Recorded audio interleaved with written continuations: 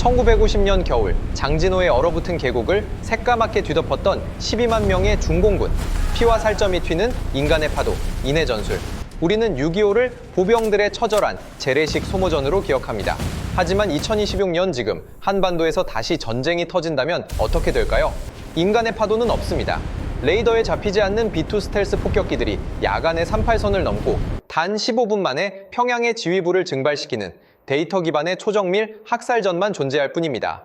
이란을 맹폭격하며 불량국가 청산의 포문을 연 미국. 트럼프의 데스노트에 적힌 마지막 타겟은 단연코 북한입니다. 안녕하세요. 역사에 숨겨진 팩트를 찾아내는 타임레빗입니다. 오늘 우리는 이념과 추측을 배제하고 오직 군사적, 경제적 데이터로 북한의 운명을 분석해 보겠습니다. 과거 6.25 전쟁부터 이어져 온 공산 진영과 자유 진영의 체제 전쟁이 지금 압도적인 미국의 첨단 기술 앞에서 어떻게 종말을 맞이할지 실제 미군의 작전 계획과 무기 데이터를 기반으로 그 냉혹한 평양 붕괴 시나리오를 해부합니다. 지정학적 관점에서 6.25 전쟁은 아직 끝나지 않았습니다. 시스템이 일시 정지된 휴전 상태일 뿐입니다. 미국 외교 정책에는 일관된 적국 규정의 데이터가 있습니다. 20년 전 조지 부시가 지목한 악의 축, 이라크, 이란, 북한. 현재 트럼프가 지목한 불량 국가 리스트. 그 모든 명단의 종착지에는 항상 북한이 있습니다. 이란이 미국과 척을 진 것은 1979 연 이슬람 혁명부터지만 북한은 1950년부터 미군의 피를 흘리게 한 철천 지원수입니다. 미국은 북한을 무려 76년간 정밀 관찰해 왔습니다. 이것이 의미하는 바는 끔찍합니다. 미국은 북한의 산악 지형, 지하 요새의 깊이, 고사포의 위치, 심지어 지휘부의 이동 경로까지 모든 것을 군사위성과 정찰기로 스캐닝하여 완벽한 3D 데이터베이스로 구축해 놓았습니다. 이란보다 수십 배는 더 정밀한 타격 좌표가 미국의 슈퍼컴퓨터 안에 장전되어 있다는 뜻입니다. 160만 제곱킬로미터의 거대한 이란과 달리 북한은 고작 12만 제곱킬로미터의 좁은 땅입니다. 오키나와와 괌의 미군 기지에서 발진한 폭격기들에게 북한은 완전히 도가내든 가장 완벽하고 쉬운 사냥감입니다. 그렇다면 미국의 실제 타격은 어떻게 전개될까요? 과거처럼 해변으로 상륙하거나 보병이 휴전선을 넘는 일은 없습니다. 미군의 킬체인과 대량 징보복 시나리오는 철저히 기계적이고 비정합니다. 작전 개시 D-Day 새벽. 가장 먼저 F-35 스텔스 전투기들이 북한의 낡은 방공 레이더망을 교란하고 파괴하며 시력을 완전히 상실시킵니다. 북한군이 하늘을 보지 못하는 그 순간 괌에서 날아온 B-2 스피릿 폭격기들이 평양 상공에 진입합니다. 김정은이 믿고 있는 것은 전 국토의 요새와 수백 미터 지하 화강 간반 아래에 건설된 거대한 벙커들입니다.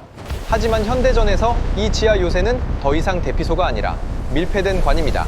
B-2 폭격기는 14톤짜리 괴물 벙커버스터 GBU-57MOP를 투하합니다. 음속으로 낙하한 이 폭탄은 강화 콘크리트 60m를 뚫고 들어가 정확히 지하 벙커 중심에서 폭발합니다. 더 끔찍한 것은 그 다음입니다. 벙커의 입구가 뚫리면 미군은 그 구멍으로 열압력탄 테르모바릭 웨폰을 쏟아붓습니다. 지하 공간에서 폭발한 열압력탄은 수천 도의 고열을 뿜어내며 벙커 내부의 모든 산소를 순식간에 빨아들입니다. 폭발에 죽지 않은 자들은 내장이 파열되고 질식해 죽습니다. 이란의 수비대 수천 명이 지하에서 몰살당했던 방식 그대로 평양의 심장부는 단 몇 시간 만에 거대한 무덤으로 변합니다. 1950년 미군이 압록강까지 밀고 올라갔을 때 징을 치고 나팔을 불며 쏟아져 내려왔던 중국의 백만대군. 그렇다면 지금 전쟁이 나면 중국이 또다시 북한을 지켜줄까요? 그것이 경제와 군사 데이터는 명확하게 절대 불가를 가리킵니다. 1950년에 중국은 잃을 것이 없는 농업 국가였지만 지금의 중국은 글로벌 자본주의 시스템에 생명줄이 묶여 있습니다. 현재 중국의 내수 경제는 파산 직전입니다. 부동산은 붕괴했고 고속도로의 트럭 이동량은 급감했습니다. 하루 일만 원으로 연명하는 인구가 9억 명입니다. 이런 상황에서 미국과 전면전을 벌인다.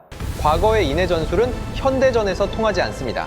미군의 F-22와 항모 전단을 상대로 중국 공군이 제공권 싸움에 뛰어드는 순간 중국의 동해안 경제 특구들은 미국의 정밀 타격의 잿더미가 됩니다. 그것은 중국 공산당 정권 자체의 붕괴를 의미합니다. 데이터는 냉혹합니다. 중국은 북한이라는 완충지대가 아쉽긴 하지만 자국의 파멸을 감수하면서까지 침몰하는 배에 올라타지 않습니다.